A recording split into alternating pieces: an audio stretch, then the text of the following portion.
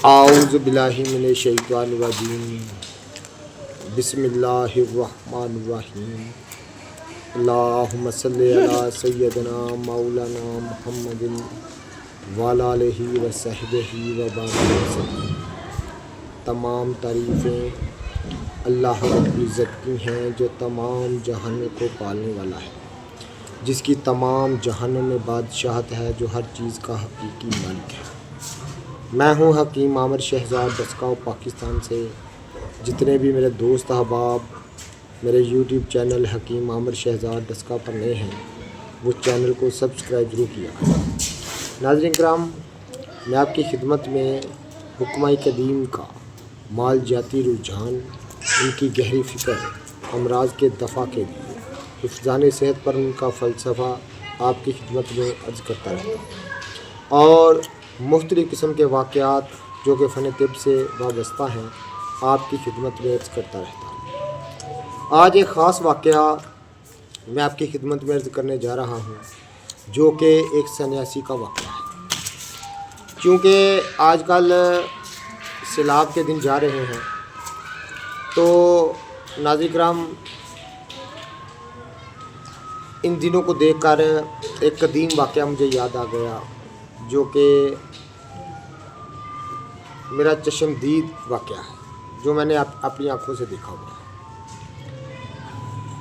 ग़ालिबन काफ़ी पुरानी बात है। इसी तरह एक दफ़ा मानसून बारिशों का सिलसिला जारी था, तो इस बारिशों के सिलसिले में मुझे कहीं जाना पड़ गया। ग़ालिबन फैसलाबाद के इलाके में मैं गया। फैसलाबाद के ज़िला फैसलाबाद के इलाके में गांव था, वहाँ मैं गया तो वो दोस्त जो हैं मुझे काफ़ी लंबी चौड़ी बातें कहानियाँ सुनाकर एक सन्यासी के पास ले गए। सन्यासी के पास ले गए तो रात को हम वहाँ, चूँकि हम 1-2 दिन के लिए गए थे, तो खैर वो सन्यासी साहब बहुत ही बाइल्म इंसान थे और बड़ा गहरी नज़र थी उनकी। मुख्तलिफ़ अद्वियात पर, कुश्ता साजी पर, जड़ी बूटियों पर बड़ी गहरी नज़र रखते थे। तो उनसे मिलकर बहुत खुशी हुई। तो उन्होंने हमारे रात रहने का बंदोबस्त किया अपने घर पर। मुझे ये तो याद नहीं, उसका पूरा नाम उस गांव का याद नहीं है, लेकिन इतना ज़रूर पता है कि ज़िला फैसलाबाद में गांव था। तो वहाँ पर रात, शायद मेरा ख़्याल है कि चक जुमरे की बात है, तो वहाँ एक गाँव था। तो सन्यासी साहब ने हमें रात रखने का बंदोबस्त जब किया, तो रात हम उनके पास ठहर गए।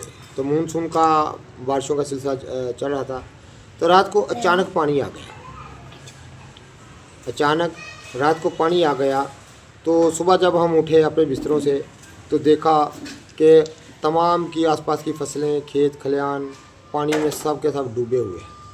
लेकिन इस कदर इतनी शिद्दत का नहीं था कि उसमें कोई जानी या माली कोई नुकसान होता, इतनी शिद्दत का नहीं था। लोगों के घर डेरे महफूज थे, तो लेकिन पानी आ गया। तो सन्यासी साहब जो हैं वो उन्होंने हमें फरमाया कि अगर आपको एक चीज़ दिखलानी थी मैंने, तो अगर आप मेरे साथ इस पानी में भी चलना चाहते हैं तो मैं आपको दिखा सकता हूँ, लेकिन फिर कभी सही। लेकिन उस चीज़ को जानने का, उस चीज़ को देखने का इतना शौक़ था कि हम जो हैं वो उनके साथ कहा कि नहीं, हम पानी में भी चलने के लिए तैयार हैं। तो वो सन्यासी साहब जो हैं, कोई इतनी ज़्यादा उनकी उम्र नहीं थी, तो हमारे साथ ही वो चल दिए। हम थोड़ा सा कच्चा रास्ता,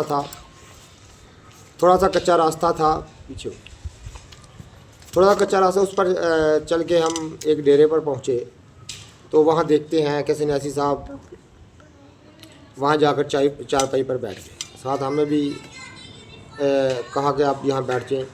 वहाँ एक उनका नौकर था, वो पानी लेकर आ गया हमारे पाँव धोने के लिए, क्योंकि पानी इतना ज़्यादा नहीं था। तो पानी इतना ज़्यादा नहीं था कि हम वहाँ से जो है वो पाँव धोकर वहाँ बैठ गए।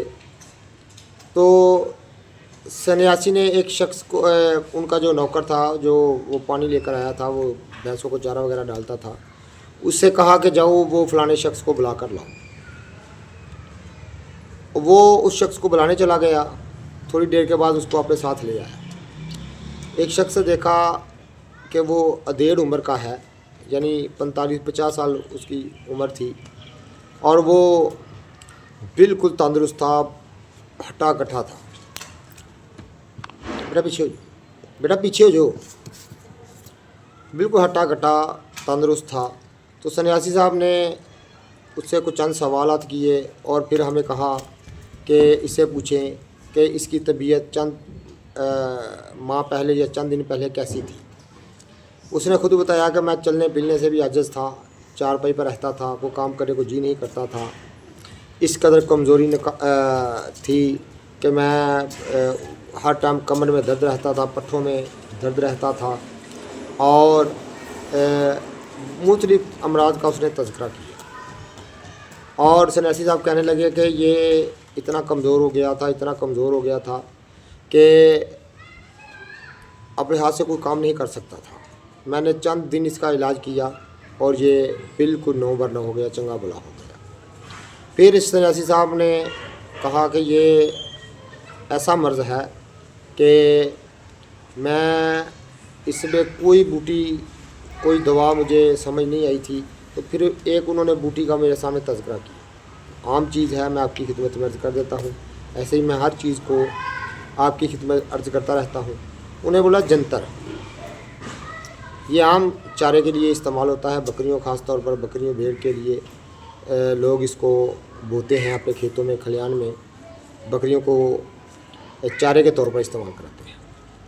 लेकिन चूँकि हज़रत इंसान जो है इसके पास इल्म नहीं है या बहुत कम है, तो नाज़िर इसी वजह से हर चीज़ को वो मामूली समझता है। इसको मामूली समझ। सन्यासी साहब ने बताया किस जंतर के आपने पत्ते उतार लेने हैं।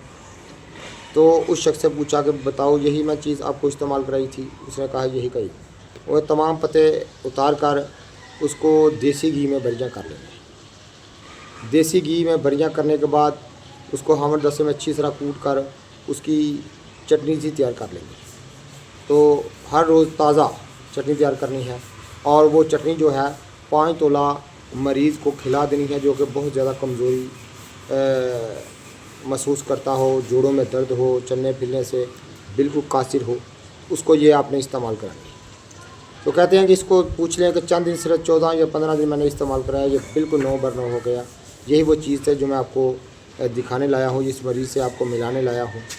और ये आप जिन चीज़ों को आप मामूली समझते हैं, ये दरअसल रब्बुल इज़्ज़त के ज़मीन पर बखेरे हुए ख़जाने हैं, लेकिन हमारे पास इनका इल्म नहीं। तो ये थी वो रुदाद जो सन्यासी साहब ने मुझे बताई। मैंने अपनी आँखों से इन तमाम चीज़ों को देखा। जितने भी मेरे दोस्त अहबाब मेरी वीडियो को पजीराई देते हैं, उनका बहुत बहुत शुक्रिया। अल्लाह हाफ़िज़।